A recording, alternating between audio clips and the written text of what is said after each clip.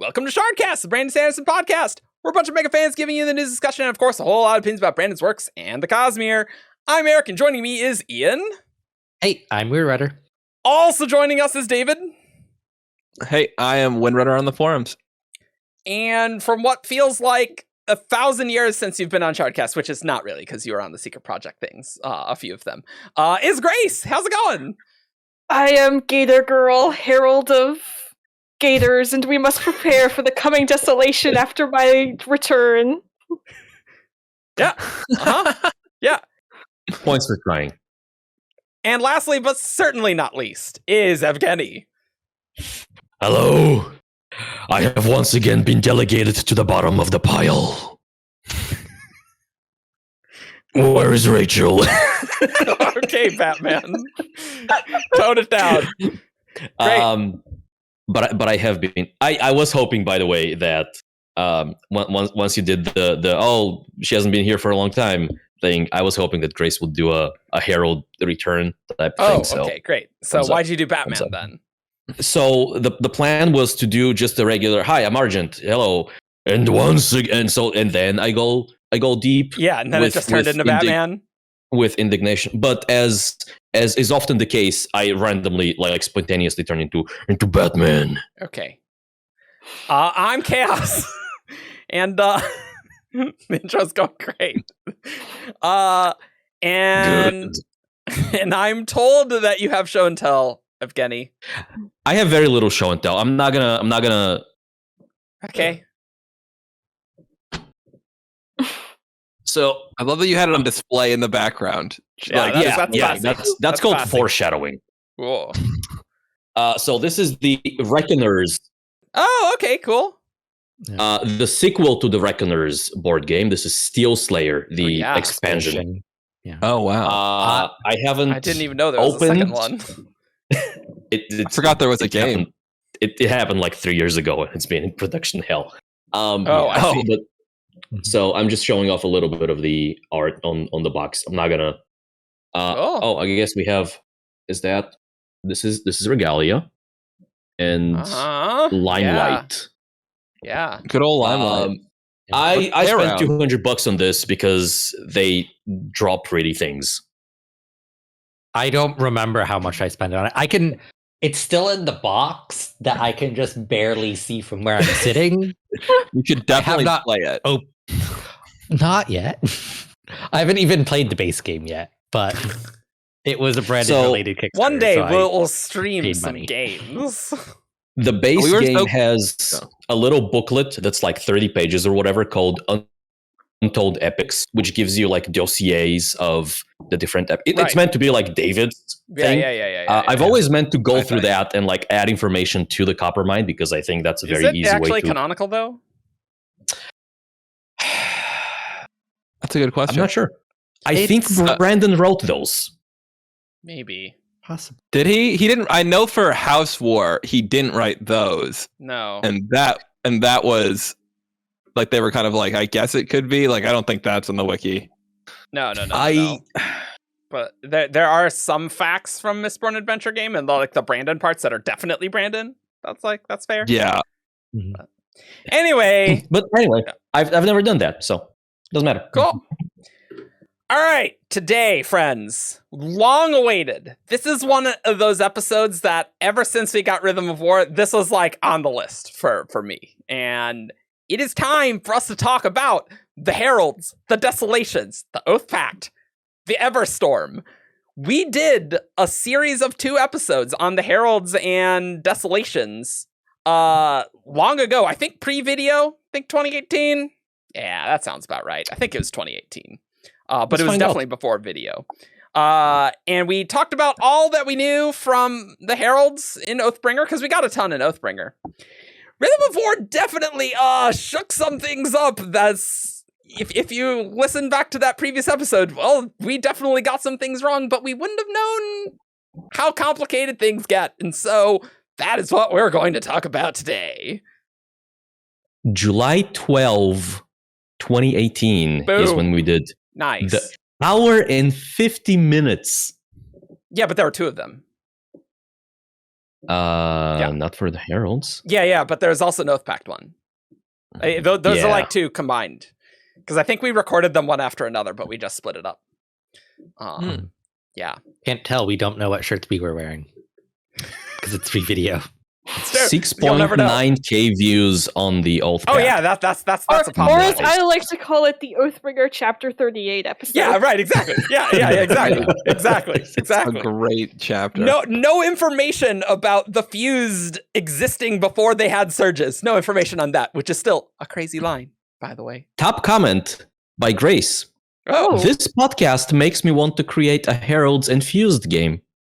Oh. Yeah. Do you remember the mechanics of that game? Yeah, how's that game going, Grace? Absolutely not. Well, we're going to get into the mechanics on how the Desolations worked, because we had a work in theory, and that's not how anything works anymore. So let's start with, I don't know how in-depth we want to go into this, because we did do a History of Roshar episode of the timeline of events regarding the Heralds. Well, there's like three big things that we need to mention, right? Yeah, let's do it. Three big things. It is, so we know that the Heralds were not originally from Roshar. They were born on Ashen. And then things happened there. Yep. And then they moved over to Roshar after Ashen went kablooey. I went back and looked at the Ash WAB, and it looked like Brandon was thinking that she was actually just born back on Ashen. There's way too many Ashes. I just want to put it like Ashen, Ash the Herald, Ash fell from the sky. I was just like what Ash Mob? Like, what are you talking about? I understand now. I've parsed this out though. Anyway, so things happen. They all move over. Yep. And then more things happen, and then desolations begin. And then some more things probably happen, and then the Heralds become the Heralds, and then it's a cycle. I mean, there's definitely a lot of detail in that first desolation that we don't know anything about, and which is why I'm not going into any detail. Yeah. I mean, we didn't really learn much more about the first desolation, really. I think the most important thing is that the first desolation is not a typical desolation until the Heralds start getting their powers, and then things start to fall into the cycle that we sort of understand. Yeah, because like the first desolation is the arrival of the humans, or like the expansion of the humans. Yeah, whatever human Voidbringers means, and like when did the Fuse get there? I mean, I don't think human Voidbringers, like I don't think that there's anything that needs to be special there. It's not like they're not Voidbringers as in like odium powered. They brought powers with them. They did bring powers with them. And surges. Look, how else is Chris gonna know about the 10 levels of void binding if they didn't happen then, right? Maybe, hey, you know what? Maybe that was void binding. No, that's what I've always thought. Yeah. That's so interesting. Great. Remember how Chris calls void binding a cousin to the old magic, but the old magic is not a thing, is just cultivation doing whatever. And technically the Night Watcher doing whatever. Okay. Isn't there an old magic sometimes it's though, where Brandon is like, it's like a reference to maybe maybe the old magic is like there's more to it than that. I vaguely remember this. Yeah. There's something there. I feel like there was a while where someone asked him like, oh, like old magic is the only thing called like magic that's magic, and Brandon said like, yeah, that's relevant or something. I vaguely remember that. That was incomprehensible.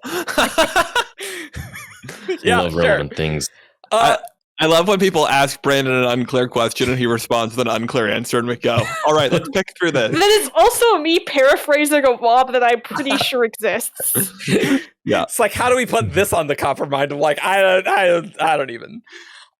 So I guess there's a few, not to get on a whole first desolation thing, but like there was some relationship between like the singers and the Spren. Not clear, but like we learned Leshwi was really good friends with Rhea the Honor Spren, which that's gonna be important later. Like we don't really know. Like there's some stone shaping stuff where the singers had some sort of powers. We'll get into that in like the stone shaping episode that's coming soon. Plus, the listener songs make reference to betrayal by the Spren. Yes. Which implies that pre-betrayal they were in a state that they could be betrayed, right? Right, yeah, they were friendly in some way, right? Yeah. Mm-hmm. Although I think, don't we know that I guess from Rhythm of War, I got the implication that the singers betrayed the Spren was what I got from Leshwi and her, like, they've forgiven us.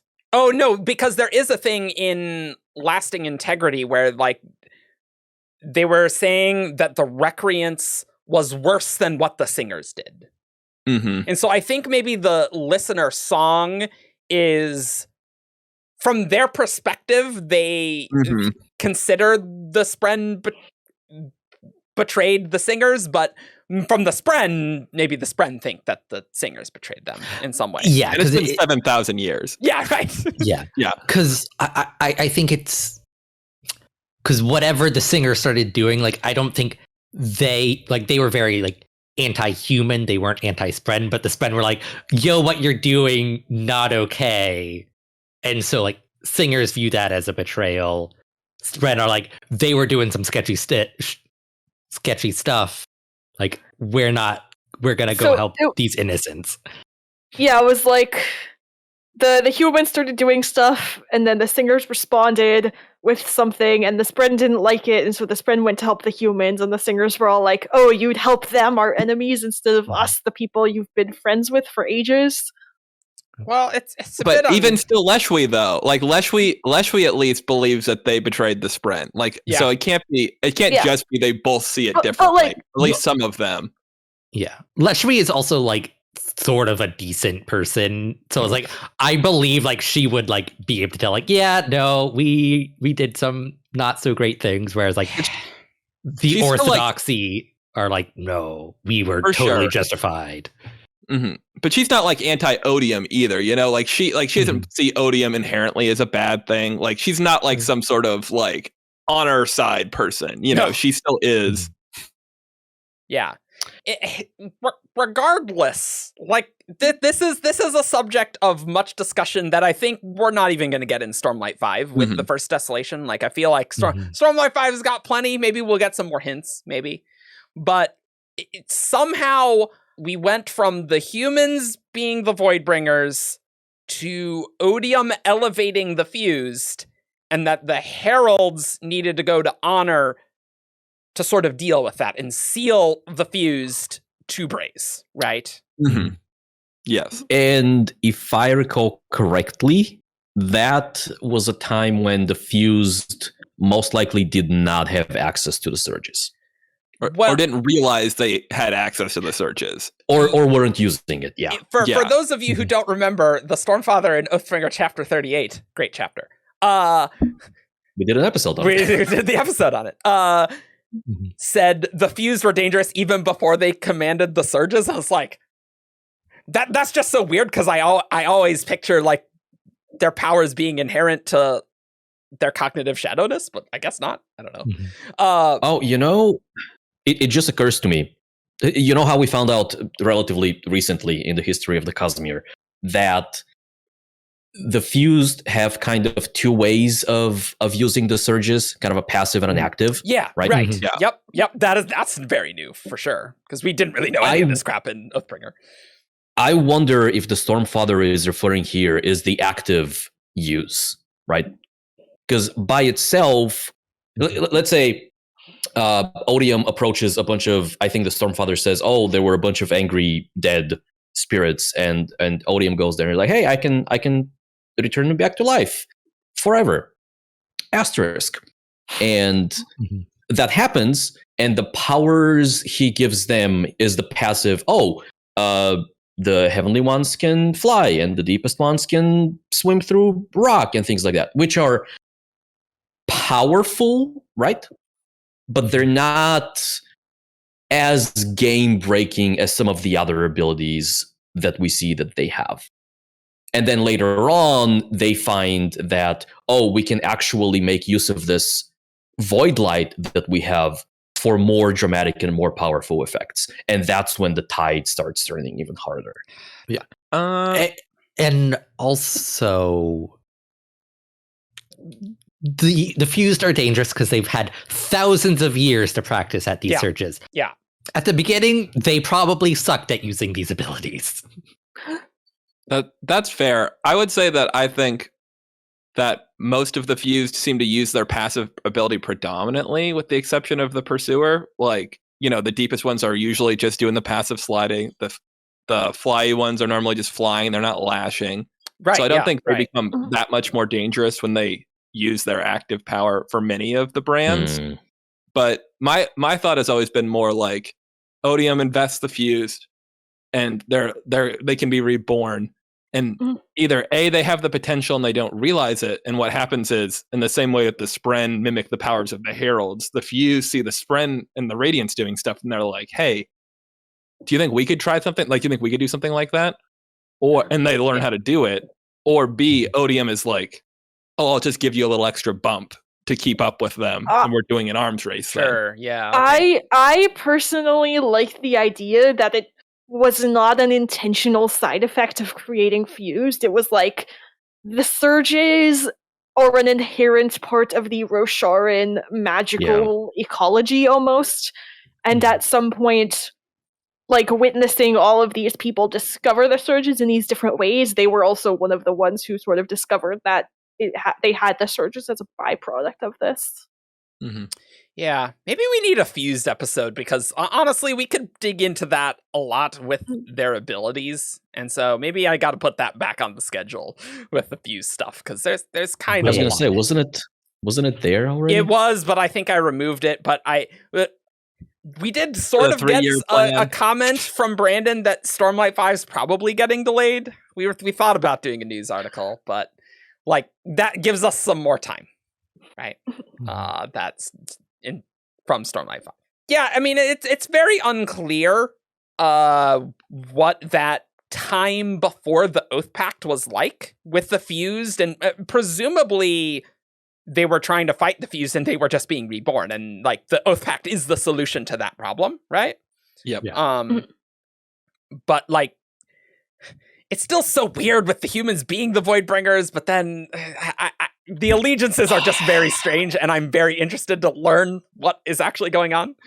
I have been kind of on board with the idea that, fighting an enemy that keeps coming back to life is always a problem.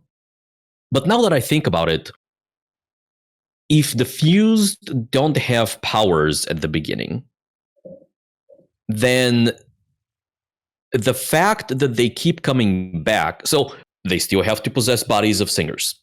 So the fact that they're still coming back, like a fused that has returned to life, is only a little different from yet another singer soldier out there.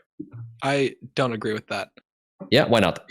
Because A, they're going to have the enhancement of Void Light when they're fighting, so they're all essentially squires. And B, they are going to get more skilled, and their forms are already physically bigger. So they are taller than your average war form. They are bigger and stronger and better armored than your average war form. They're still going to be juggernauts on the battlefield that are getting better with every single death. And like, consider that, like, presumably the humans, there's definitely no surge binders, right? Because that was several desolations later, right?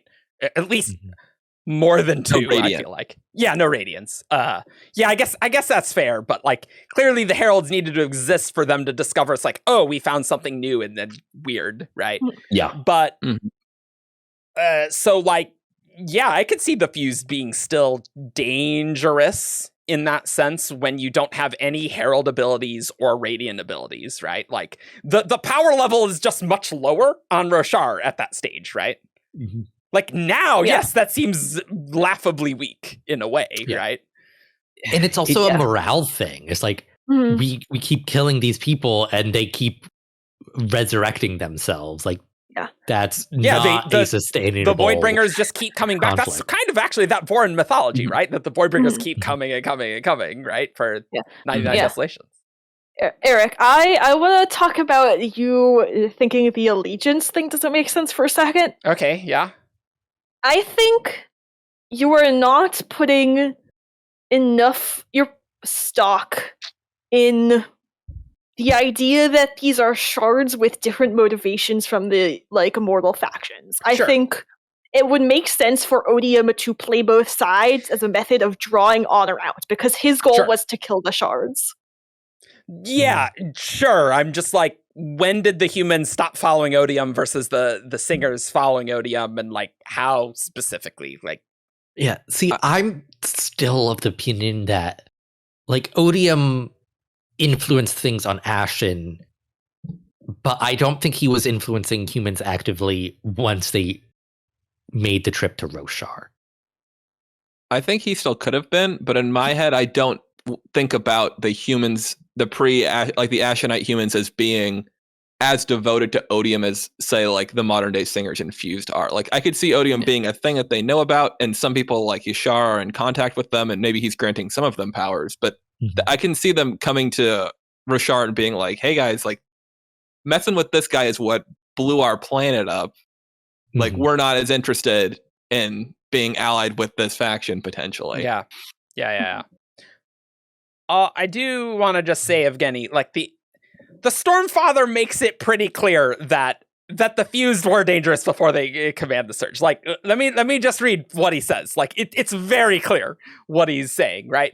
They are the spread of Parshmen long dead. They are their kings, their light eyes, their valiant soldiers from long, long ago.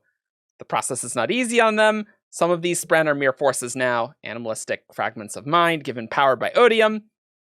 They are reborn using the bodies of Parshmen to become the Fused. And even before the Fused learned to command the Surges, men could not fight them. Humans could never win when the creatures they killed were reborn each time they were slain, and so the Oathpact. So.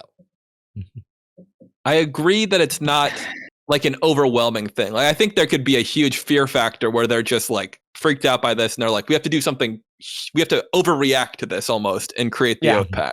But yeah.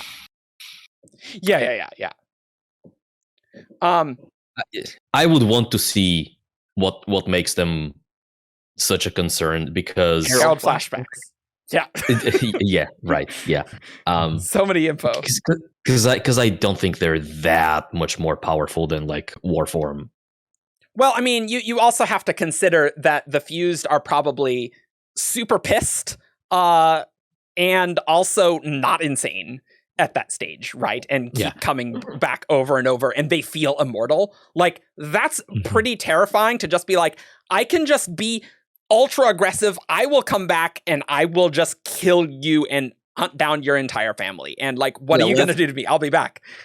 Yeah. And also doing his thing. Yeah. And also a small imbalance in terms of strength will eventually tip into defeat or success.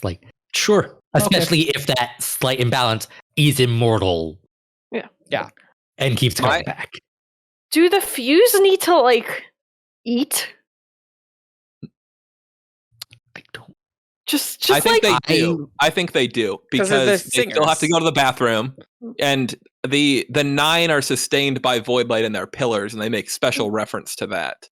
But I don't think the standard Fused. I would assume that they don't need to, but they can if they want, because Returned don't need to eat. Yeah, but it's a living body, though. That's the thing. It's a little different from Returned. I mean, a Returned is a living body. No, but it's a dead body returned to life. Yeah, that's an important distinction. We don't need to go super in detail on that, but I mean, but just something as small as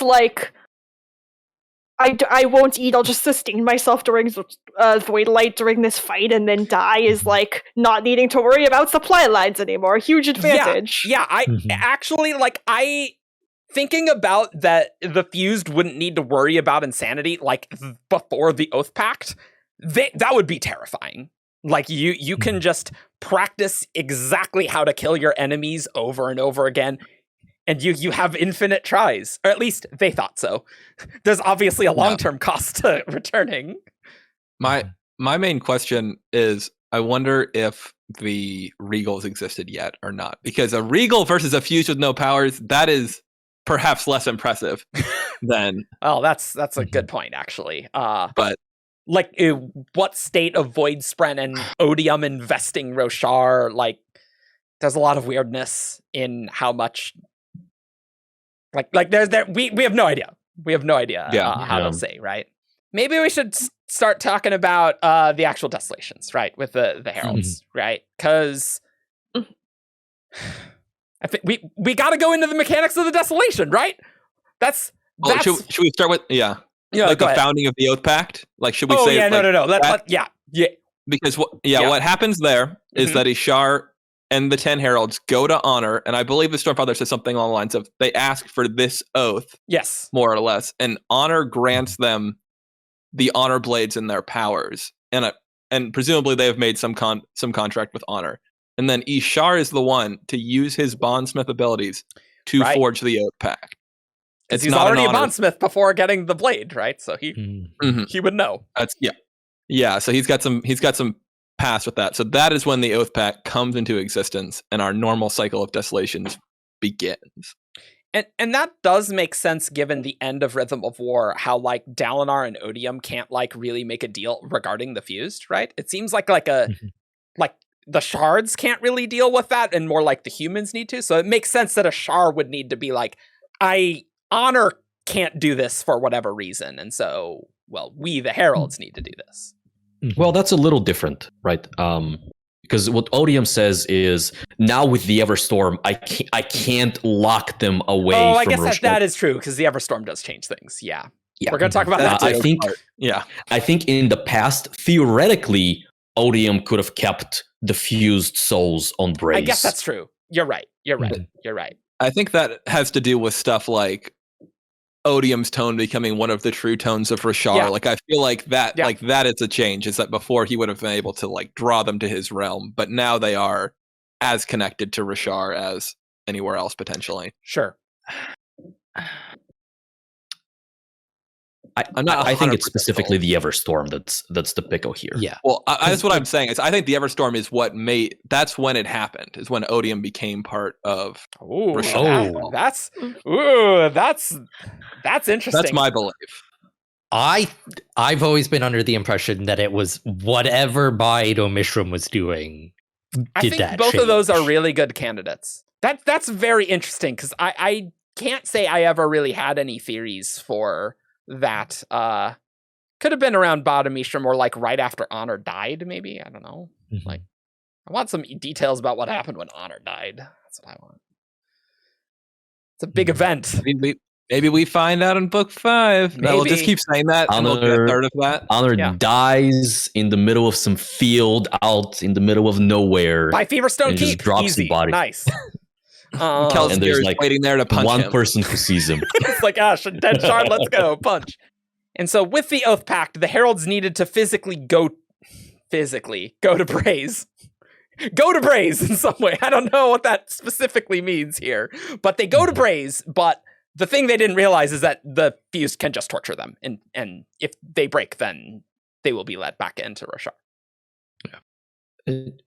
Let's talk about how that works. Yeah. Hide and seek. Yeah. No. Before the hide and seek, I hate that the hide and seek is actually I don't know if anyone except those 6.9k people who listened to that episode know what we're talking about. So we probably want to recount that too. So what not Venli, not Rabonio, Leshwi. What Leshwi says Doing great. is that yes, the Heralds need to go back and like initiate something she calls the isolation. Yes. Right? Yes. And if they don't do that, then the fused can just keep coming back. Right. My assumption is that it takes a little bit of time for them. Like, it's not just they get yeeted back to Braize and then they get yoinked back to Roshar. I think there's like a respawn time, essentially. I think there has to be for anything to make sense. Otherwise, and the pursuer says, "Oh, I felt the pull earlier than expected." I expected, or something like that. And the isolation, this is a brand new thing in Rhythm of War, because what we thought in Oathbringer times is like, I guess the Heralds need to murder every fused, and then they... And if they don't go back, then the desolation would start again, but they just go on back and it's over. We did not have an isolation. They needed to die to start the trapping process thing. The fact that the fused can respawn in the same desolation is a big deal and a big difference from, I think, what we had thought in Oathbringer times. Yeah. There was a WAB that said that, the Heralds have a little bit of time before they need to go back, but if they don't, then another desolation just starts. And that was like a lot of what we built our theories off of. Right. Which is a WAB that no longer makes sense with this understanding of desolations. Well, WAB canon, I mean, but they do go back, right? Yes. And they initiate this isolation, whatever that is. But it's probably important to at least try to figure out what that thing is. During the old episode, I had a theory that was like, the Heralds go back and like they stretch their spirit web, not literally, but like they stretch the spirit web and they encase Braize in a shell, and that's what keeps the fuse there. Which I said half jokingly, but also only half jokingly. I mean, a cage comprised of spirits, Argent. Right. Yeah. And then we got the chapter cage made of souls or whatever. I'm like, Oh, yeah, and so right. I do think it is something like that, and I do think that's how because the other thing that never made full sense to me was why would torture work? Like, yes, oaths are important, but why would one herald breaking and saying, "Okay, you can go"? Why would that allow the fused to go? Like, there has to be a magical construct around this oath to keep the fused there, that if you break the oath, you break the construct, and that opens the thing. Yeah, that has to be. Yeah, for sure. What do the Heralds need to do before they can activate an isolation? Need to do, or what do they generally do? Well, what's their normal order of operations? Well, here's the thing that I'm confused about. Okay. Like, in Oathbringer times when it's just like, okay, hunt down the fused and then you're done, and then you seal them away again. Like, that makes perfect sense. But I'm like, what's the end condition for the Heralds during a desolation that's like, now it is time to activate an isolation, Well, Good question. Basically like, yes, we've trained these people, like, they are capable of doing the thing that needs to be done. These aren't just like cave people, like with like stone tools. It's like they've been trained enough, like they believe that, like, okay, like we have now created a force that is capable of hunting down the remaining fused. Yep. We don't have to worry about them. That is literally what's in the book.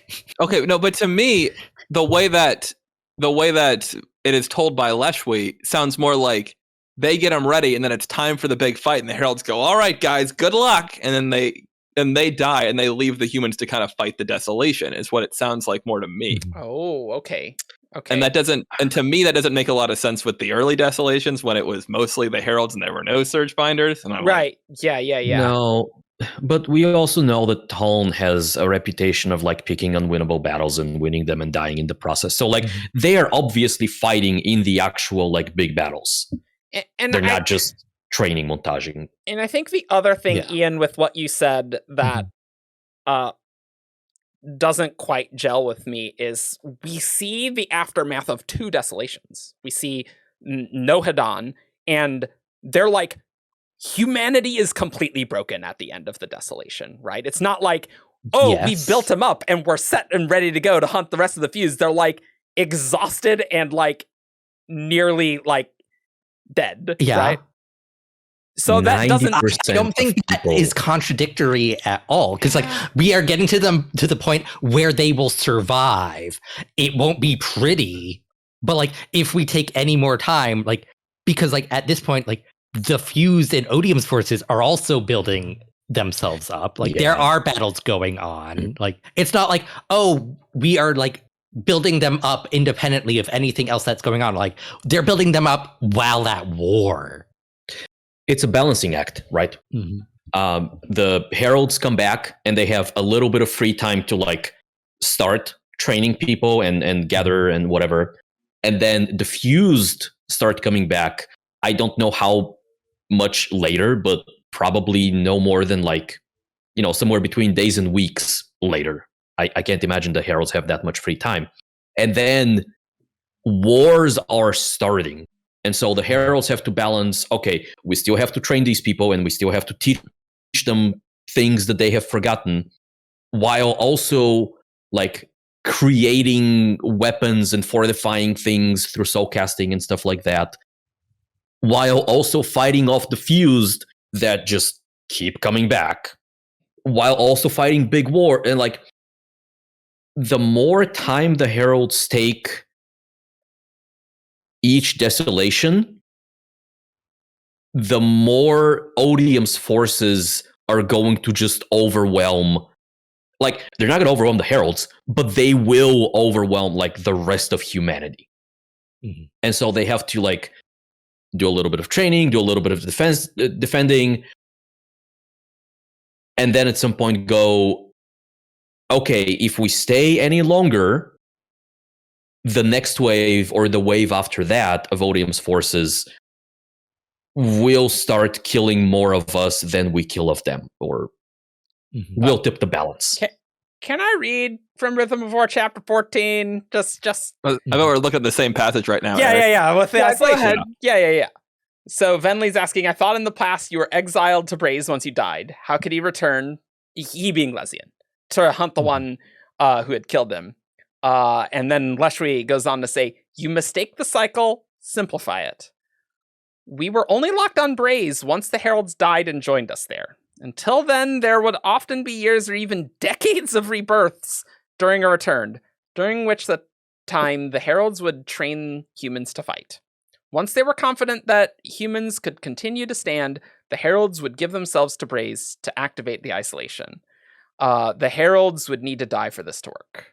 And then they go on about how the Oathpact changed. But so I see what you're saying, Ian. I'm just, this passage is still really weird to me, is all I'm saying. Go ahead. I have some thoughts, and I have twofold thoughts. Okay. One, I think it is likely that because of the Everstorm, this desolation has more Fused coming at a quicker rate than past desolations. Possible. Because previously they would need to do the like whole manual thing. And I don't know that we know what that process is, but I think the implication is that it's like slower. Maybe there was more, like less of a immediate press. Like it was still devastating and stuff, obviously, especially once Fuse started coming, but it sort of took a bit slower to build up. And my second thought is that either through just the Heralds not wanting to go through torture so quickly again, or through magical means, there must be a cooldown period between when they break and when they can start the isolation. Yeah, I was just thinking, well, what's stopping them from immediately after coming back to Rashar, returning to Braize and triggering another... immediately getting tortured. Another isolation. And like, it's probably the fire in the hooks. David? Yeah. I think that, well, I'm not sure that we're seeing more Fuse faster, because they keep talking about how like there's even still reawakening now. Yeah. So like maybe they were reawakening faster previously, but in my head I'm like, oh, this seems slower than normal because they've been in kind of like hibernation state for like however long, and some of the Fuse just aren't waking up. Yeah. Like, Lezian was a newly awoken Fused a year into this, maybe a year and a half. Same with Raboniel, right? But that doesn't mean you guys are saying like, oh, it's probably like days or weeks before the Fuse came, and not necessarily. Like, this is the Everstorm using it, and they have a year, and there are still Fuse being woken. And that quote you read said years or decades of like reawakenings. I think it was like fighting, not like reawakening necessarily. I also think that refers to the early desolations, because we know the last few were like months apart. Yeah, but that's saying how long they are, though. It could be 5 years, 6 month gap, 5 years. That's true. Yeah. Like, that is true. That's not great. Yeah. But Here's what I don't like about this is that I think it makes the prelude really weird. Because we've got the Heralds sticking around until this final battle, which in my head, if they're supposed to get the humans to a point where they can stand on their own, the Heralds should not be around for the final battle, where they're like wrapping everything up and there are just dregs of survivors left. They should be gone. That was also right when they broke and didn't want to leave humanity. Yeah. They talk about how weird it is that only one of them died this time. And I'm like, is that the normal thing where you'll just be fighting then a ton of you will die? Is that the normal thing, or is that you've been being tortured for thousands of years and you're kind of at a point where it's like, we can just let these humans die for us and not go back to being tortured immediately. It's fine. Yeah. But well, I guess I don't quite get that, because they're saying how odd it is that more of them didn't die and go back to being tortured already by this point. I could see it where it's like, instead of just like committing ritual suicide, they just like, oh, we're going to have a big battle and take as many of them with us as we can. I agree that it is weird. And like some of that witnesses, it's the last desolation. But I feel like that it's presented to me like, if they were like, hey, we're going to plan on this and we're all going to stick around, as we're all going to try not to die this time. But Kalik kind of wakes up and he's like, man, weird. Did everyone die? That's not normal. And then he finds out that it was just Tal. And he's like, huh, odd. It can be odd with them still all sort of individually, like, not putting themselves in danger to avoid dying, like, without it being some grand plan. I don't think there was a grand plan. That's what I'm saying. There was one nobody told Kalik. Well, that's probably possible. Or like maybe Ishar has been like pondering this for a bit, right? And they weren't like quite sure when would be the appropriate time to do this. But it's like, oh, Talon's the only one who died this time, so it's a go. We can do this right now. It could be a moment of opportunity, right? But it just feels to me it feels like we should be seeing them like, oh, we're kind of in the middle of the desolation, and now would be the time we'd normally activate the isolation, but we're actually not going to do that. Yeah. Because we just have this one. But, I have a question that I think is relevant to this. Okay. What do we think happens during a regular desolation when a herald dies? That was what I was just thinking. Yeah. And I was wondering, so we know that you don't need every herald to die to activate an isolation because Catan did. And maybe they had that idea because in previous desolations, they would just fight normally and train. And then once one died in a battle, the one who died would trigger the isolation and the others would keep fighting, like sort of while they were still there. I don't think so, because I feel like there's a line somewhere that like Ishar did something to like hang the entire Oathpact on Tal. Yeah. I think they were surprised that it was possible for one person to do this. Yeah.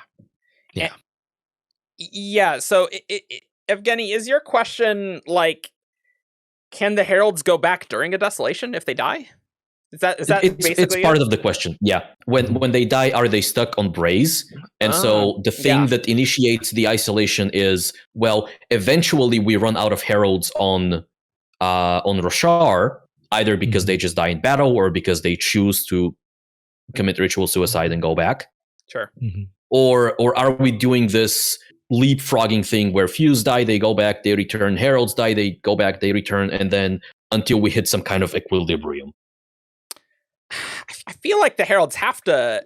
I feel like heralds would have died at some point in a desolation, and like removing them for the entire desolation, they would have to be able to come back during a desolation if they don't activate the isolation. I think I don't know what mechanism would keep them on Braize if they're not like reactivating the Oathpact with all 10. I don't know what would hold them there, unless that was something. Yeah, that's fair. I would, if Brandon was like, that's the way it works, I'd be like, okay, but I don't see any reason in particular why it has to be that way. I mean, maybe they stay and just like fight the Fused there or whatever. I would be hiding.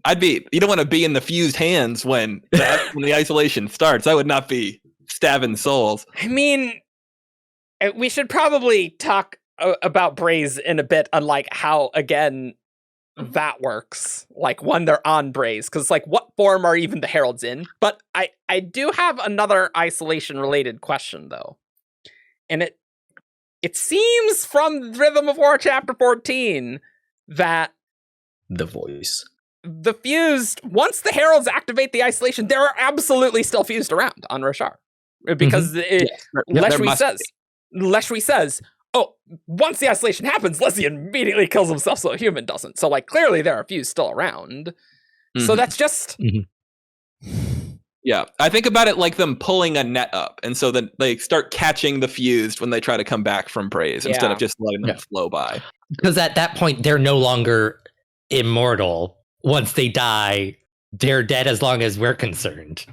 Because we're going to be dead by the time the next desolation comes around. That's just so weird to think about, like, the desolation right before the last desolation, where, like, the last desolation starts in less than a year. Are they even going to have time to kill all the seas there? Like, probably not, right? Especially when humanity seemed just so incredibly broken. But I suppose at that stage, the Heralds are like, yeah, I mean, humanity's screwed. We're screwed because we're going to go to Braize and we're going to immediately come back. Like, it's a sucky time to be a human around that time. Like that last century, not great. And also, but like also at that point, like they do have the Knights Radiant, so a lot of knowledge is being preserved between Desolation. So it's like they don't necessarily have to train them as long to get to the point. That is true. Also, we talked earlier about how it's weird that all of the Heralds have stayed and fought in this last battle in the last Desolation, or it might be weird. Obviously, we don't know. This, like the small amount of time between those last two desolations could have been a contributing factor to that, right? So they prior in the N-1 desolation, they were yes. They were. It's like a Coppermind article. The N-1. We're moving the page. Last -1 desolation. They were embraced and ring tortured, and they come back. We have a desolation, and they return less than a year later. Someone breaks, and they're like, so first of all, we are broken from like this back and forth. Yeah. Second, there is still left over. It is the last desolation. There are still leftovers from the previous desolation. Yeah, right. Fused and Odium's forces that are here still fighting. We don't want to go back. Things are really bad here. Let's try and like just fight as long as we can. Yeah, I guess that's how it has to be, right? Like it's just a little weird to me because it seems like the desolation ending is like a finite thing, but like for the humans, like yeah, the Heralds will be gone once the isolation's activated, but it's like we're still totally fighting Odium's forces in some form. Like there's still fused, potentially a lot of fused. So maybe like when the Heralds activate an isolation, they need to like set up a climactic battle where it's like we can at least kill a lot of the fused. Yeah. Right? Yeah, and it's like there's a chance that like for many desolations they didn't get all of the fused. Like a fused could just hide and just like be like Sith Lord in the background, like keeping things going. That would be a very funny fused character. It's pretty cool. That's pretty cool. Yeah, I definitely think that there's a possibility that makes sense, or that they're just. I feel like there's no reason though that an isolation should happen, and there should be fewer than like 50% of the fused still around though, because if the fused are playing this smart, they don't want to let the Heralds take a bunch of them with them initially. They want the Heralds to leave when the most fused are left behind. Yeah, that's probably like you play it well. You should be able to limit. You should be able to maximize how many of your troops are left when the Heralds leave. Yeah, and that's probably the humans. So here's an idea. Yeah, I'm gonna build off of what Ian was saying because I think I like it. Let's say instead of this like balancing act and training versus defending or whatever, let's say the Herald's collective goal with each desolation is to stick around as long as they can so that they maneuver themselves and the fused in a position where they take as many of them as they can, whether it is on a battlefield or with like tactical strikes, right? Because yes, David, the fused probably don't want to all commit to the same battle. Yeah. They probably have reserves. They probably have like things deep in their territory and things like that. And so what if the Heralds are balancing, okay, 40% of all fused are going to be on this battlefield. We know that. And 20% are in this fortress out there, and 15% we don't know, and whatever. So let's commit half of our heralds to this battlefield. Let's send Yezrian to take out this village that has a lot of fused for some reason, and so on.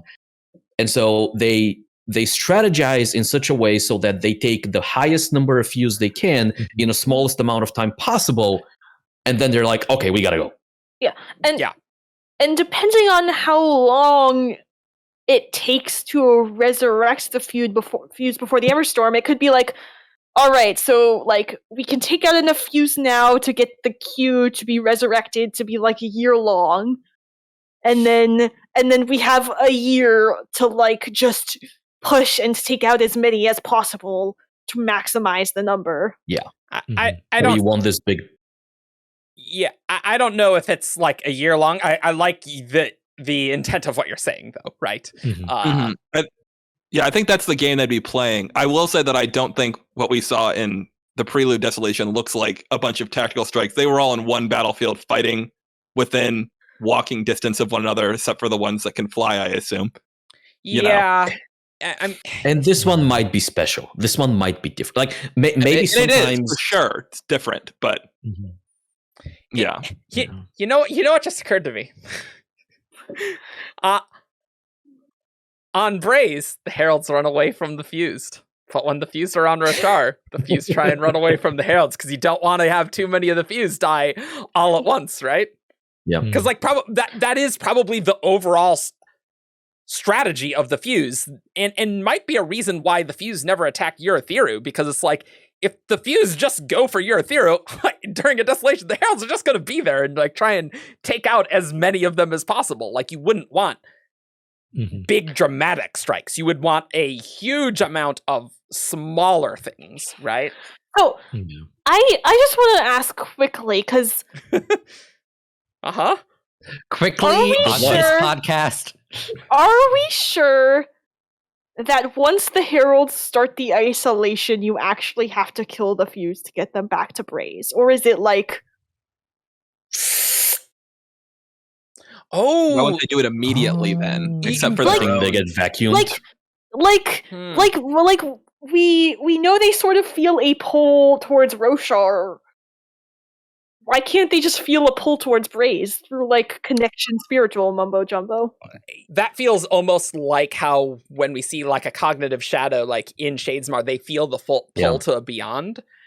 I mean that's a reasonable point. Like maybe the fused eventually, like there's maybe a stress on them once the isolation is active that they can't just like fart around on Roshar for like 2 decades. Like it just gets harder and harder, and maybe that like makes them more insane.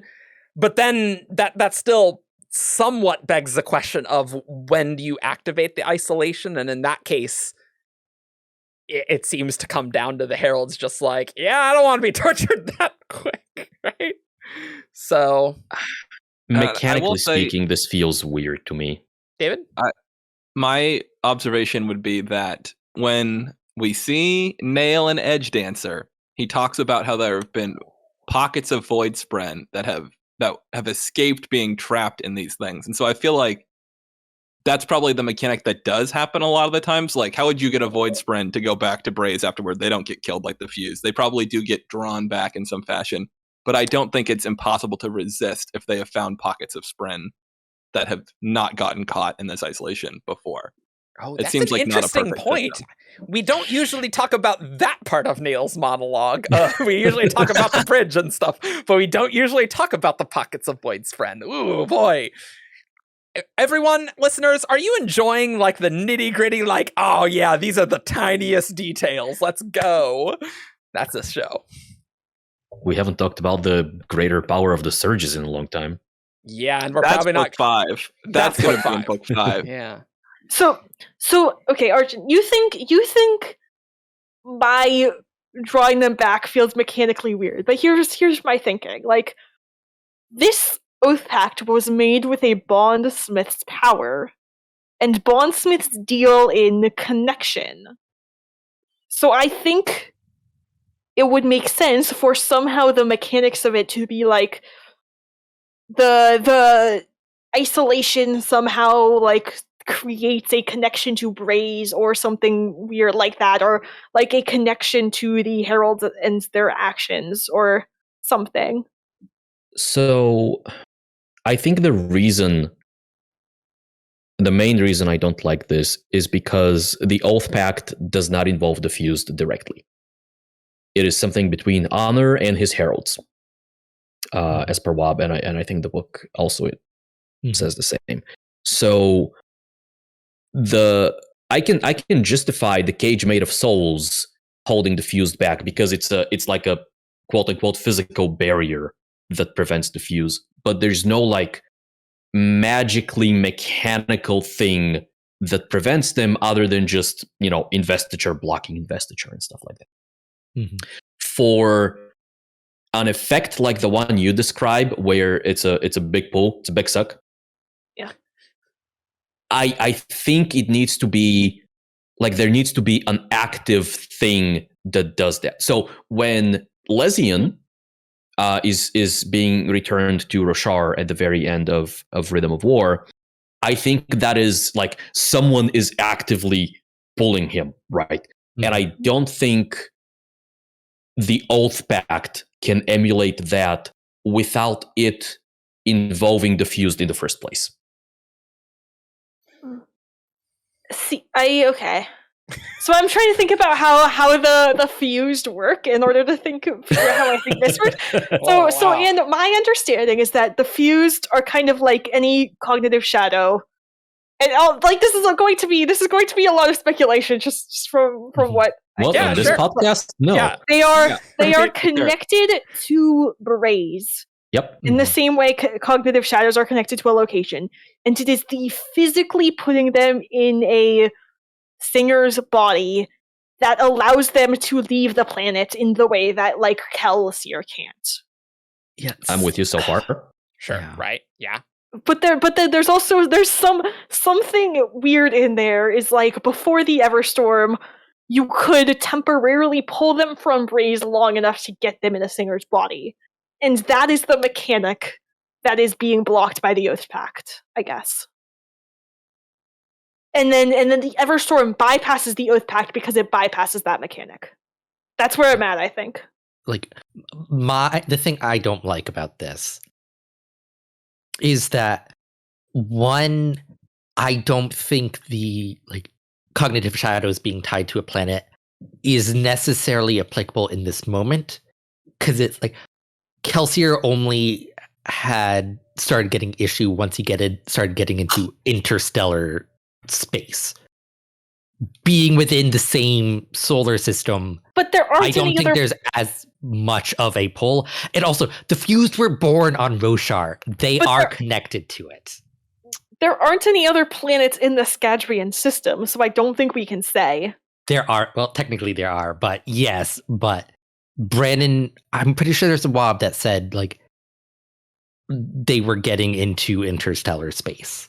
There is one. And I think I would also say the Radiants are not trapped on Roshar. They are able to move among the 3 planets. That is the limitation of their being connected. So I think Brandon does treat it more like system than he does like specific planets. That's my impression as well, yeah. I think there's room for it to not be trivial to move to the other planets. Like it may be possible, but not pleasant, perhaps. Like it is also important to know where the shards are invested, right? Mm-hmm. Because Odium was originally not invested in the system; he was invested in Braize, because investing on Roshar was like a separate thing that was a big deal. Well, that do we even? I don't even know. He's like we know he was invested in Braize. I mean, that is true. We knew he was on Braize, right? Yeah. Right, David? We were at Spokon. I think that's when Brandon said that. Spokon was huge. Spokon was the biggest event ever. But it's cool. Okay, sure. But yeah, it's hard to know where Odium invested and when. Like, you could make an argument that he did something on Ashen, but what extent that is unclear. And did that happen on Ashen before he did Braize or after Braize? It is unclear in that sense, right? Certainly, I would say Odium. I think it is safe to say that Odium is invested on Braize prior to when Odium was invested on Roshar, and that Odium stuff became one of Roshar's true tones. How about that? I think that's a reasonable assumption to say. Can you be invested on more than one planet? Can he still be Autonomy can. No? I mean, there are some other situations there, obviously, but I don't see any. I mean, I think it's safe to say that Braize is a strong point of Odium's power. I think so, and I assume Odium's perpendicularity is there. We don't know that, but that seems pretty safe to imagine. And you just wouldn't want to go through that perpendicularity, because why would you go there with Kaladin? That vision with Dog and Actual Dragon, hell. It does not. Yeah, no wonder you call it damnation. It's not pleasant. It will forever bother me that Hoyd is either acting or seems to not recognize what it is, and literally all the readers who are a little bit Cosmere aware are like, oh, this is clearly Braize, and Hoyd's like, this seems like an awful place. And I'm like, Hoyd, use your brain. You know where this is. I mean, it could also be Hoyd just not, just being trivial maybe about you it. don't tell Kaladin that he literally is in hell. But that's a read the room thing. It's like, okay, Kaladin doesn't need this right now, maybe. Seems to be in a bad place. He's bad. I mean, obviously he's in hell. I have some core Braize related questions. When the Fused are at Braize, they obviously do not have bodies, right? They are spirits in some form, right? Mm-hmm. Yeah. They aren't fused. Yes. They are not they fused. Don't bring our bodies with them. Yeah. They're unfused. They're unfused. Doesn't Chris pretty much straight up say Braize is only inhabited by cognitive beings? The spirits of the dead and something like that? I think it's Spren, but but some of them might be cognitive shadows because she doesn't know yet. Well, I mean, presumably there's Void Spren as well, right? Yeah. The quote, which is the top quote. No, this is actually Raboniel to Navani about Braize. The place is barren, devoid of life, merely a dark sky, endless windswept crags, and a broken landscape. And a lot of souls. A lot of not particularly sane souls. Love Raboniel. She's great. So, would you also agree that the Heralds have bodies on Braize when they go there? No. I don't think they would. I don't think you can survive Braize if you need a body. I guess my question is, how do the hooks get into them? There's a lot of fleshy metaphors and things, right? Think about Kelsier, though.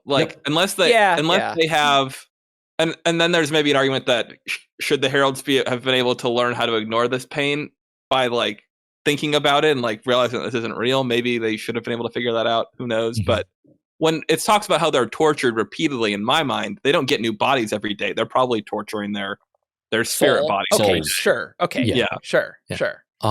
I do want to read the quote from the Rosharan system. Yeah, let's do it. Essay. That sounds fun.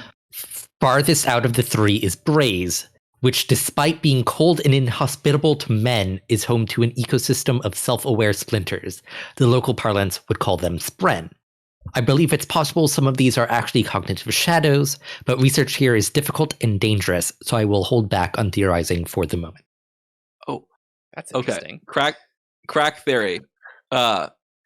We know that Braize is icy and whatnot on the physical realm, but all the Herald stuff is fire, fire, fire, fire. So maybe Braize's cognitive realm, it's doing a fun little switch thing, and it's got a fiery cognitive realm and an icy physical realm. Ooh, I really like that. That's a nice idea. Yeah. I buy it. I'll buy that theory for 100. There we go. Nice. It's yours. Oh. You can put it in your form signature. I'll Venmo it over to you. Espouse theories. There we go. Update my theories. Yeah. I was reminded of something that it may be nothing. It may be just a thematic thing. It may be just a coincidence. But the story that Hoyd tells Shallan at Middlefest, two blind men at the edge of eternity or whatever, contemplating beauty. Yeah. There is the way that story goes, like they're talking about the nature of beauty. And I think there was something about, oh, what is beautiful? Oh, art. Well, what if you can't see? Well, it's music. What if you can't hear? And they're going down the list of senses. And I think at some point near the end, it was like, well, what if your entire existence is pain? What is beauty? And it's like, well, when the pain lessens or when it goes away. Mm-hmm. And it is almost like a metaphor for, or it can be interpreted as a metaphor for, if you don't have a body, like there's a parallel there between, these blind men have no senses and they live in constant pain, with the heralds who have no bodies and therefore no senses. They're just minds in constant pain. Right? So Hoyd is obviously not talking directly about the heralds, but I think there is at least a thematic connection between. Oh yeah, and I think he might, like, that might well be in his mind when he's running through this thought experiment with Shallan. Like he's aware of the heralds. He has great reverence for the heralds, which we have not seen him have for many people. He's like, wow, they dealt with a lot that checks out the way they are. Yeah. He will not respect Yasna, but he will be very respectful of the herald. Yeah. There is weirdness with like the herald body stuff that I don't know. I think the heralds having a body or not on Braize can be an open question. I do like what you're referring to with like they're torturing their soul though. Like that's pretty reasonable and compelling. It's just when I read the prelude, it's like seems very physical. That's all I'm saying, right? But you made good points. And maybe they do have a body. They can have a physical body in the cognitive realm. You know? Yeah, sure, right. Yeah. They could be sustained from honor stuff, right? Like, I don't know. Could you torture a spren if they were in the cognitive realm? Like, they sure did with Notum. They did. Yeah. They did. That's one of the ways they say you can kill a spren. Kill as much as you kill a spren. Just like you're sort of making them feel so much pain that they sort of become like insane fused. In a sense, you essentially dead-eye them, right? I mean, I don't think in the sense that they lose their mind, not in the Yeah, and like even like they might not have like a flesh and blood body, but like they probably have like a form made of investiture that is roughly human, like that is human shaped like their body. It's just like not. Sprint. Yeah. Right. Oh, geez. So like there probably is like material you can like dig into. Yeah. It's just not. Okay.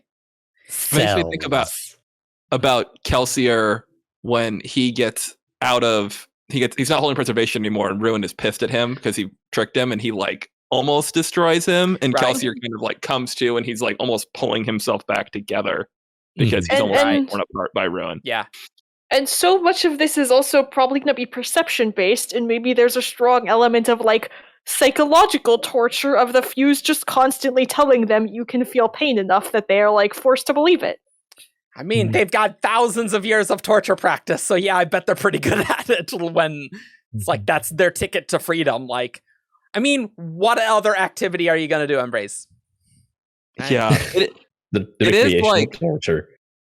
It is almost mind-blowing to me that, and maybe this could be evidence for or not evidence for, but like I almost don't think that a human could withstand torture that long. So in my head, almost like that it isn't real physical torture. Sure, okay. Might even actually, like, they can ignore it more. They can't ignore it entirely, and it gets worse and worse and worse. But in my head, I'm almost like a human being couldn't be tortured for 1,000 years and not.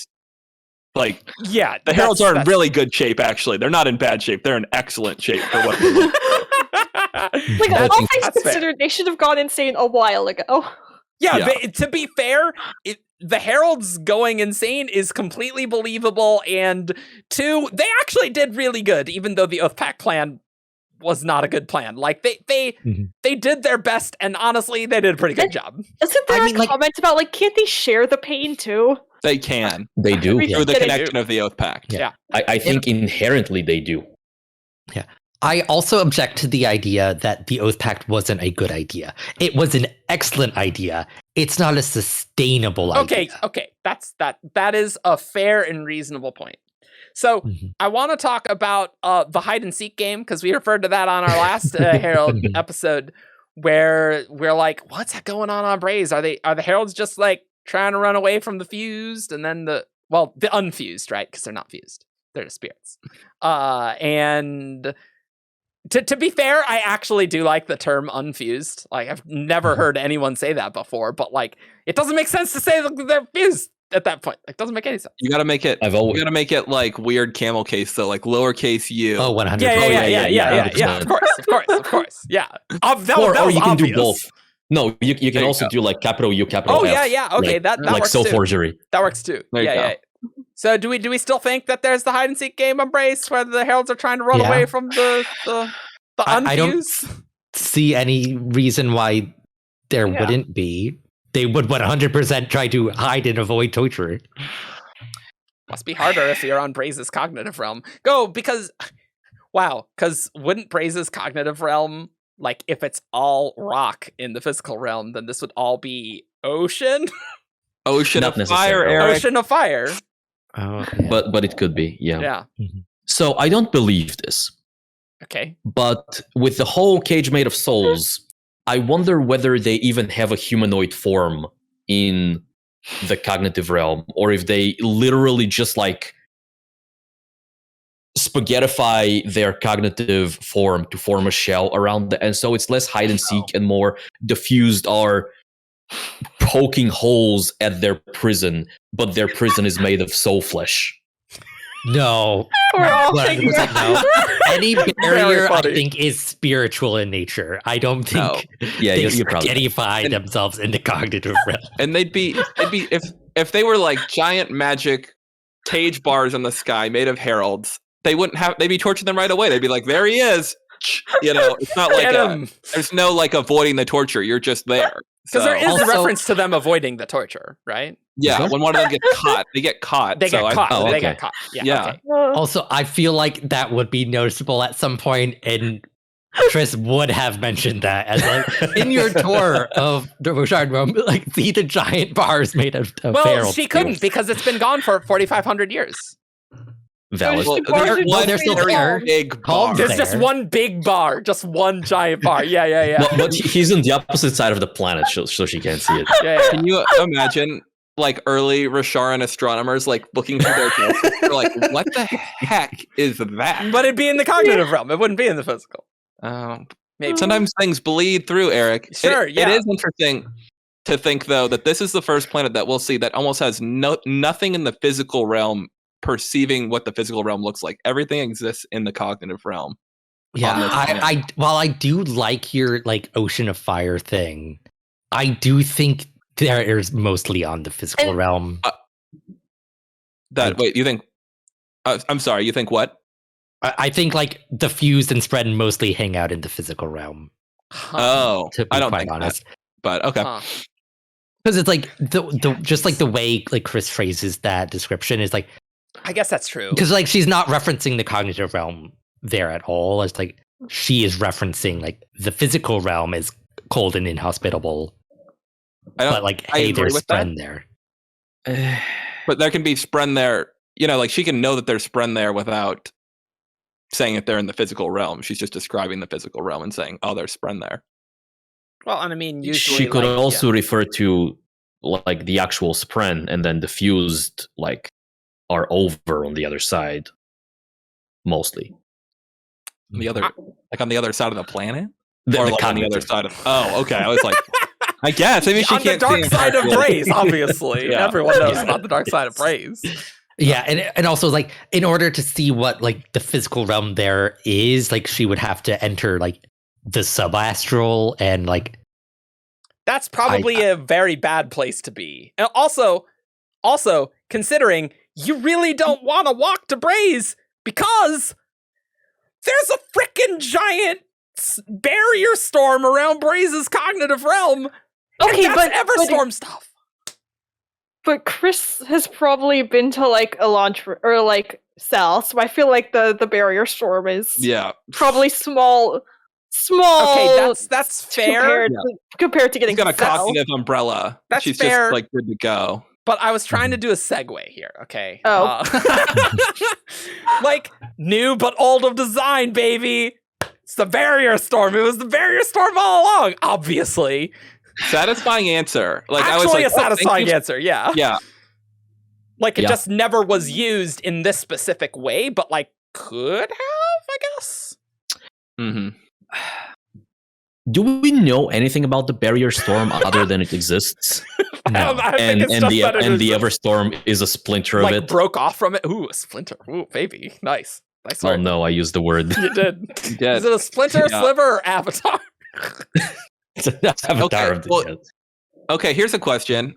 There's been a lot of people talking about, there's a Stormfather for the High Storm, and everyone. I feel like the question comes up periodically: is there a spren for the Everstorm?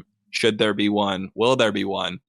Is there a spren for the barrier storm? And that's why there's known for the Everstorm, because it's like, here's a little chunk of me, but the real consciousness of this storm lives on Braize. I doubt it. Very interesting. Because like I feel like that's coming at it the opposite direction. Is like the storm doesn't exist because the Stormfather exists. Like the Stormfather is just like the personification of people's thoughts about this storm.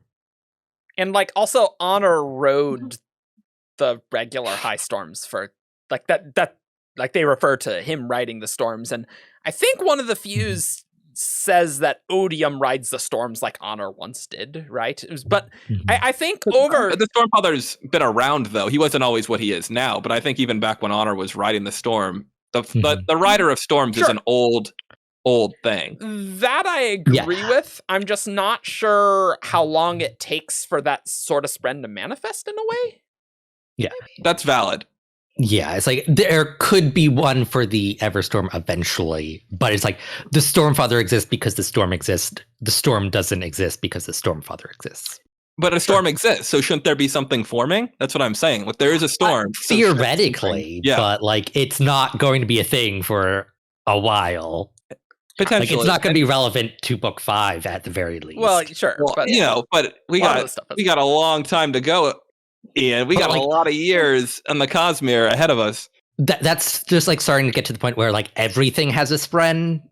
But no, I would disagree with that, because not everything is an enormous chunk of odious investiture forming an enormous storm that surrounds an entire planet. I suppose that is a good. There is a difference of scale, and I think that if something did form, it would be like OG Stormfather, like not something that what he is now, where he's got all this culture and stuff associated, but like an awareness to the storm that exists and potentially isn't that strong. But I think it's very plausible that the barrier storm has a spren like that. I think that's far more likely.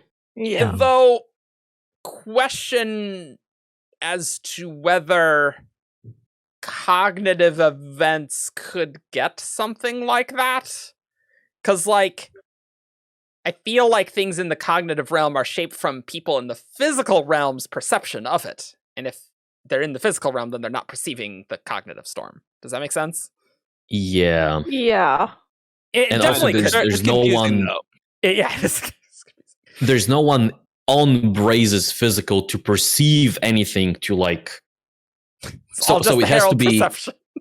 It has to be all of the spren and cognitive shadows and stuff, like looking at the storm in the same way that like our spren look at the shimmer in the sky that represents the high storm and go and like manifest a thing, which I don't think can happen. Well, okay, and here's a question actually that I don't even know the answer to: is the barrier storm is in Shadesmar on Braize, correct? It's not. Is there a physical realm storm on Braize as well? Because the Everstorm is in the physical realm. We don't even know what it looks like in Shadesmar because Brandon won't show it to us. That's true. Everyone walks. That is people true. walk through Shadesmar for weeks and weeks, and nobody's ever like, "Oh, there's the Everstorm every 9 days." Although, because like the Everstorm was pulled through with the Stormforms at the end of Words of Radiance, Battle of Narok, right? Yep. So now that the Everstorm is in the physical realm, its reflection in the Rosharan subastral could be different on how it looked when it was the barrier storm and the splinter of that barrier storm solely in Shadesmar? I think it probably does. Probably does. Like usually when things transition, they do look different. Yeah. When they It's on that realm. possible, but I don't know if that's necessary. Because this is not about transitioning between realms. This is a cognitive storm that was either manifested or pulled through into the physical realm. And so does this new object in the physical realm get a new reflection back into the cognitive? Or is its cognitive reflection the same thing that it always was, but it now has a physical manifestation as well? I'm more inclined to go that direction. Because like I don't think the Everstorm, before it got pulled through while it was still in the cognitive realm, looks like how it does now. Because it doesn't make sense for a physical realm storm to exist in. I'll be honest, Cognitive I've realm. always thought of it as a physical realm storm. Just visually in my head when I've thought about it, it's just a giant storm cloud surrounding the cognitive realm of Braize. Yeah, I kind of appear Yeah. as it's a really awful red storm that's around. Yeah. And I mean, they call it a barrier. It has to be something that is recognizable as a storm, right? Yeah, but yes. I think it's it could also be a more abstract, there's not wind and rain and all of that stuff. I have a thought that you're going elements to of hate. that. I have a thought that people are going to hate. Okay. This is Roshar. Yeah.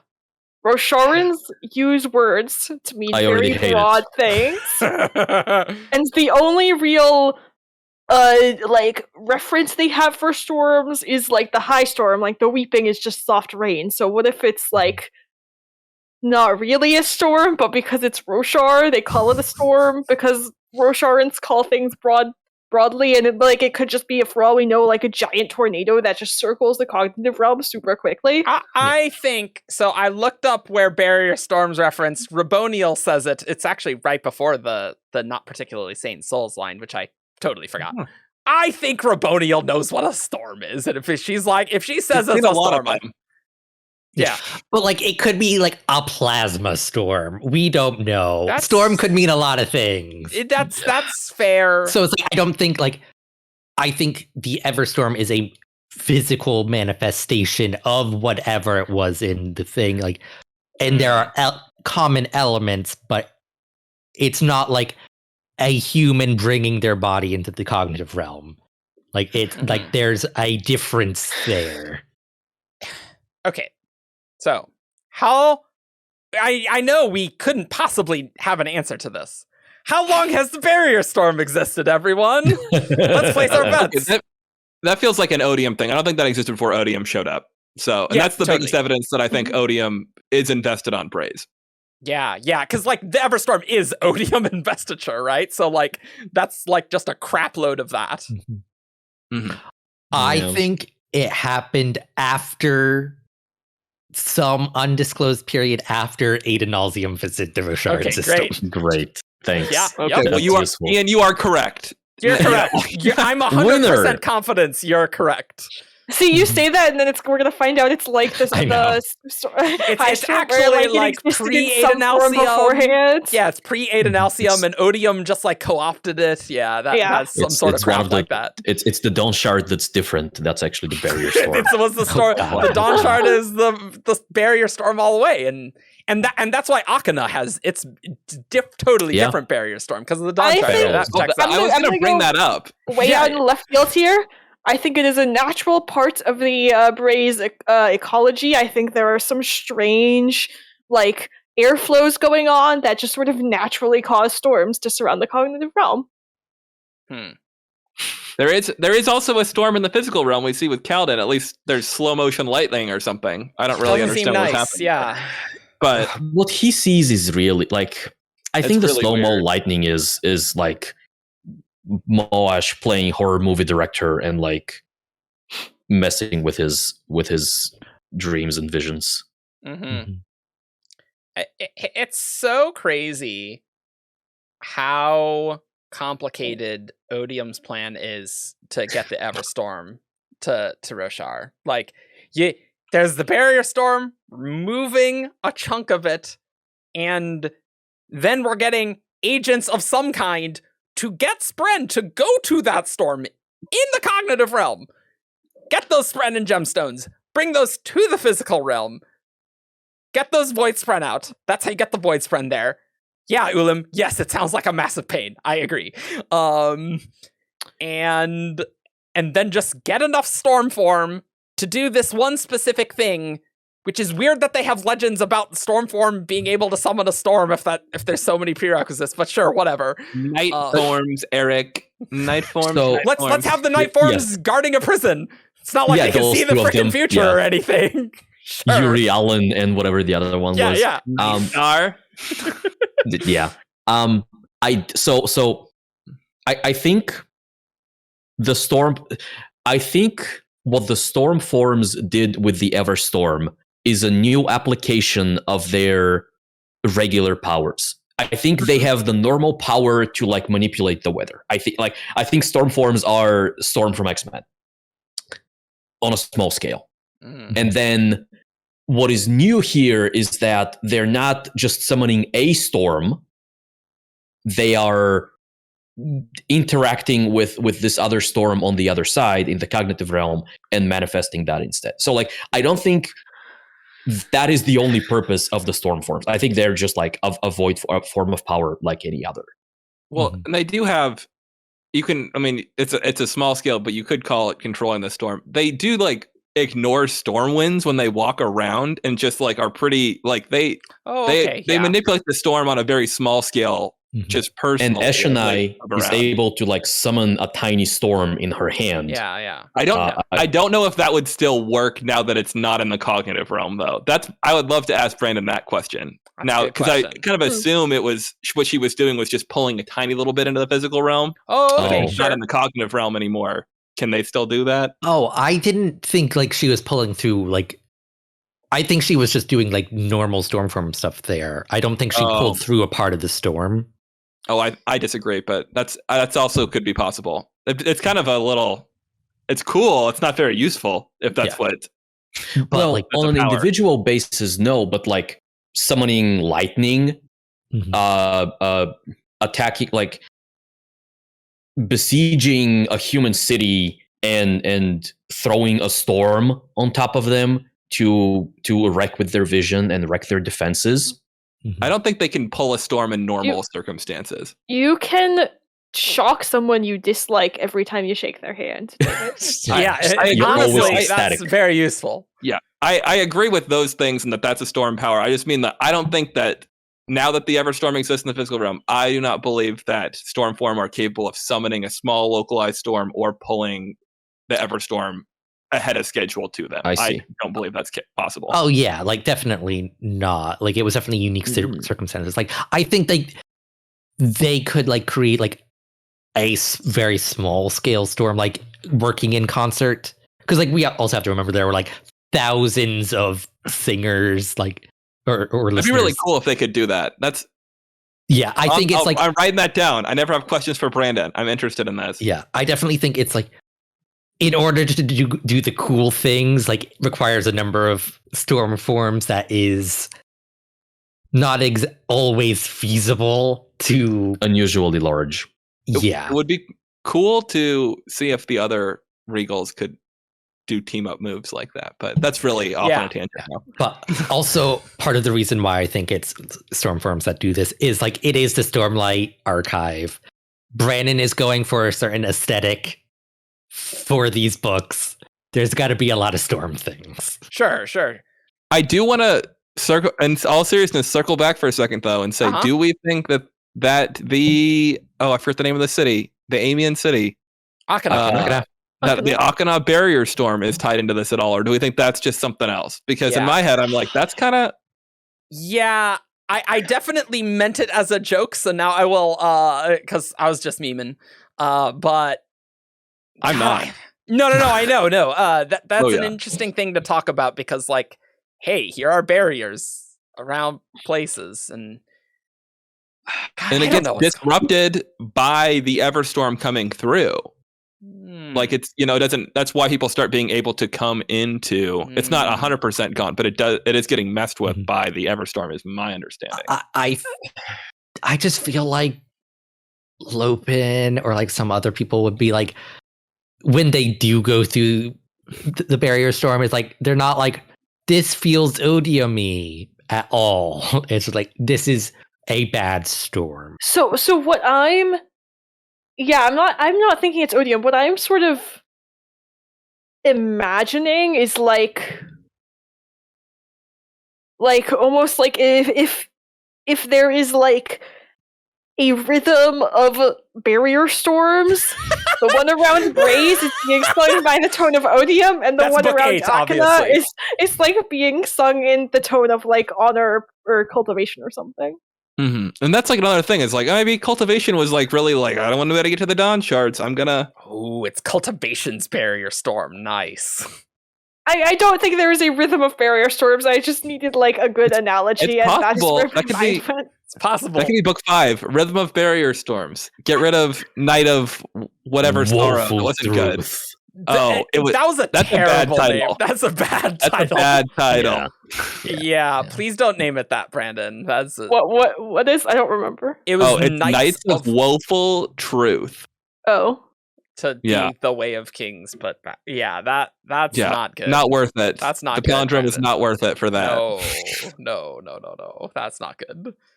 Like the barrier storm around Akana still just doesn't make sense. It's clearly magic. Like it's clearly magic. Like it has to be.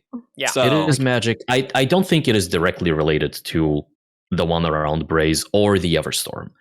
No. It might be like a similar manifestation of like with a common root type of thing. Mm-hmm. Which is, I guess, kind of what Grace was going for, right? Yeah. It's right, exactly. New but old design. New but old design. It's even older design. It's an Aidenelsium design. I still like it's weather fabrials breaking down and just stuff. Look, Magic. I know we're not going to get any of this in book 5 at all. Maybe we'll get some Dawn Shard stuff in book 5, right? But like I don't think we're going to get Amia stuff in book 5, right? Like that's I was always surprised that we got so much in Dawn Shard. Right? Is Risen stuff Amia stuff now? Because we'll get a little bit of Risen stuff. That's a valid point. But like we're not going to get Akana answers in book 5, but like I feel like we're going to get Lancerin stuff eventually and Scouring of Amia stuff eventually, right? In back half. And that's just not super relevant for the front half. But yeah, we're not going to get that anytime soon. Yeah, no, I feel like Dawn Shard was Brandon going, I'm not going to get to this soon, but here's some cool stuff for you to think about. Yeah. So, you know how Brandon did Era 2 smaller Mistborn books, like while writing Arc 1 of Stormlight. Yeah. Maybe he can do like a little like mini arc of Risen novels during the break where he can give us all of these answers. Yeah, instead of the sequels to Elantris and Warbreaker, let's have that instead. I know, it's tricky. Curse on you, Evgeni. No. Time constraints, they'll get you. Yeah. I think the last ever stormy desolation-y thing to talk about is just that we do specifically know that there's a different mechanic for the resurrection of the fused, right? Like there is the old way, presumably just odium willing it to happen, I guess. I think so, yeah. Whereas the Everstorm sort of cuts around it. So, but interesting that odium can still do that if needed. Yeah, I'm curious because right now I think it actually isn't internally consistent in the books whether the fused go back to Braize, whether they're supposed to or whether they're not. I think they are now supposed to, and they get pulled by the Everstorm. But the Stormfather does say they do not go back to Braize. 38 that they do not go back to Braize, but it seems like they definitely do. Yeah, that's a valid point. Yeah, the Stormfather's dumb though. He is. He's known to have his flaws, but yeah. All right, everyone. Hopefully you enjoyed this episode. We've actually decided to split this episode into 2 episodes because the recording's like 3.5 hours. So we've talked about Oathpact and Desolation stuff here. We'll see you in 2 weeks for focusing more on Herald stuff. It's just funny that this is the exact same breakpoint that we kind of did in 2018, but that's fine. Don't fix what isn't broken. Maybe a 3.5 hour podcast is a bit too long. What do you think, David? Do you think that's a little too long? I mean, as a person who does have a lot of time that I need to fill with podcasts, like, I'm not upset about it, but I think it does. I think after hour 3, people are like, what's happening in that last half an hour? I know there's going to be tons of comments. It's like, it could have been longer, but it's like, it's okay. You know what time it is, everyone? I think it's time for Who's That Cosmere Character? This character is from Roshar. Menace, Tien, Tom, Braize, Void in drag on a horse. It's time for Who's That Cosmere Character? Caw. Hello, everyone, and welcome to Who's That Cosmere Character, the game show where you send an email to wtcc at 17thshard.com with 5 clues into character that those clues correspond to. I read each clue aloud, and after each clue, our panelists have a chance to guess Who's That Cosmere Character. Let's begin. This first Who's That Cosmere Character was sent in by Isan in the Discord. Okay. Clue 1. This character is not married. Menace. It is not Menace. Is that true? I don't think he's currently married as of the time of the book, so there's no evidence that he is. Okay. No evidence that he is not evidence that he isn't. Look, old Scott, like, probably everyone they know and love are probably dead. That's true. Well, Luke. I'm your father. It is not Luke. No. What? I tried to say LOOK. Oh. I wasn't guessing Luke Skywalker. I was like, I don't remember who Luke is. But we see, like, Luke. Nor was I guessing Luca Ilariel. I just heard a name and responded instinctively. That's staying in. That's your guess, Evgeni. Yeah, that. Let's see. It is not Leslie. I dispute that. Yeah, that's it. Yeah. Agreed. They were shut in say- marriage and all that. Oh, that's How true. about I almost said Adolin, and that would have been dumb. You can guess Shallan. That's not what. Is Radiant or Vale married? I was gonna say Radiant or Vale. There you go. Formless. How about Kaladin? It is not Kaladin. Oh, he's definitely not married. That's for sure. I thought, okay. Yeah, Grace. I thought he was talking about Lucal, who actually I think is married. Oh, that's I'm pretty fair. sure he That is doesn't fair. apply Lucal, to the yeah. one clue that we got. I almost was like my Lucal Olariel, but it's like no, that's not Diceborn. Lucal is a different my with a different real person. guess is Yasna. It is not Yasna. She's married to her work. Clue Not married 2. to me. This character is religious. Very much not Yasna. Okay. Rathen. It is not Rathan. Ooh, Rathan's a good What about guess. Ardent Lahan? It is not Argent Lahan. Brother Lahan? Yeah. How about I go with Pi then? Thanks for that, David. Watch it be Pi. It is not. It is not Pi. Damn it. Oh, are we doing Ardents now? And religious and unmarried. Elista. It is not Alista. Oh, we have a great guess for the clue 3. Clue 3. Oh. No, This Ian has a character. guess. Oh, he. I don't think. Did he guess? I Yeah, guess he gets first. I guess Rathen. Rathen. Oh, sorry. Yeah. Sorry, I'm What's too that? used to hosting this. I'll shut up now. Sorry. Clue 3. This character does not wear a shirt. Oh, Fafin doesn't what? work for that. Like at all? Ishik. It is Ishik. Ah, yeah, that makes sense. Oh, That makes good. sense. There you That go. makes sense. That's a good one. He's definitely not married. But yeah, that's certainly true. Yeah. Not Yeah, yet. that's Well, true. maybe he is by present day. if Maybe, she- Yeah, maybe yeah. we'll go to the Yeah. Fair Lake sometime. I'm sure we can fit that into book 5. Does the Maybe shirt- that tavern keeper got lucky finally. She was working on him. Clue 4. This character thinks foreigners are stupid.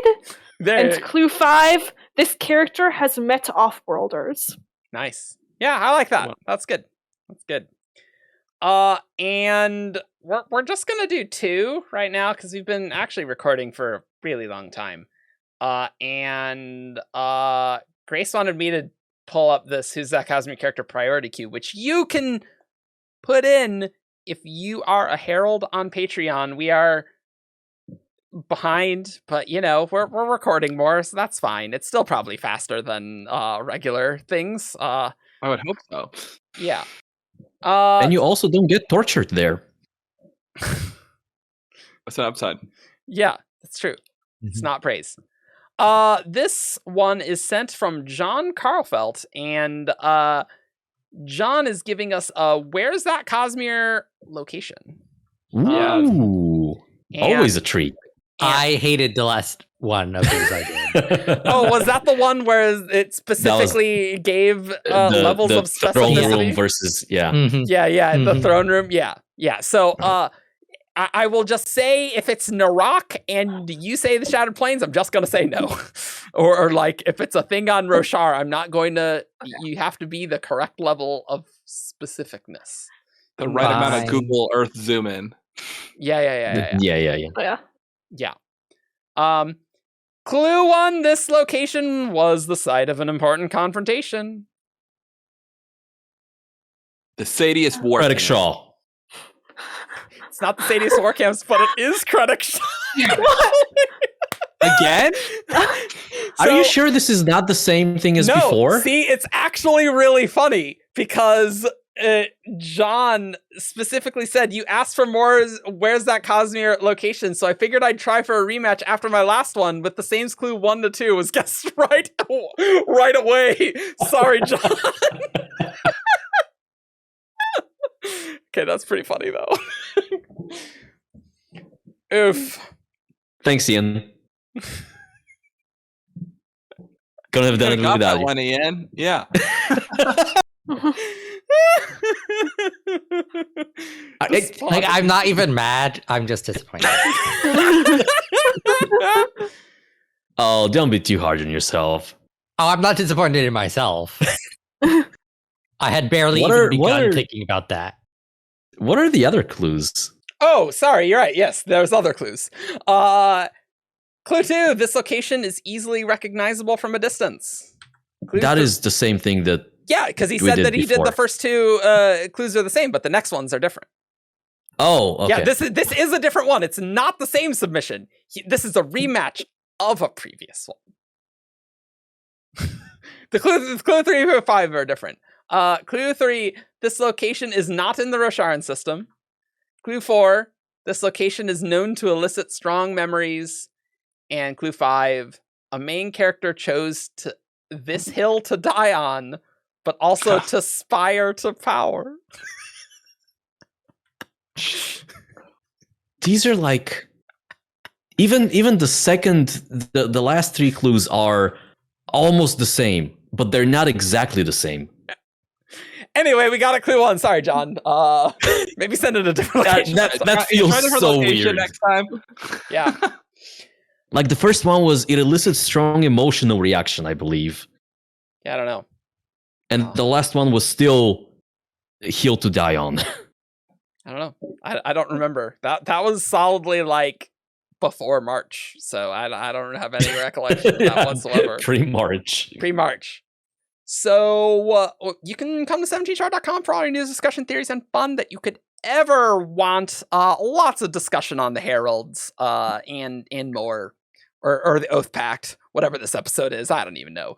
And you can find us on Facebook, Twitter, SoundCloud, YouTube. You can now leave highlighted comments called super thanks if you want to pay us money to have your comment highlighted. I know I'm really selling it. I do think it's kind of weird, but if you want us to definitely see the comments, then you can give money and have a highlighted comment. We're gonna see the comments. Someone will. We don't get thousands of comments. No, we totally read the comments. I I almost obsessively read the comments, and I'm like, I shouldn't reply to this. Like, I totally read the comments constantly. That's true. And Jess does too. Like we all do. But still, it's a way to give money if you wish, you know. And you can support our Patreon for as low as $1. We actually recorded this episode on Patreon, which is a perk you get for being in the $5 tier or higher, where we record an episode quarterly. We're getting back into it. March screwed everything up, but we'll get back into it. We'll get back into it. Shush you, Evgeni. But I suppose if you want to see the second half of this episode, you can go watch that stream. So there you go. Yeah, that's true. You can. That is actually true. Yeah, you can actually do that. And you can see how much we've edited in this outro and the intro for the second one, because it's a total nightmare. Seamless. If you want to see the no behind one the scenes, will ever know. You can see us on Patreon. Anyway, we'll see you all next time. Bye. Bye. Bye. Peace. Caw.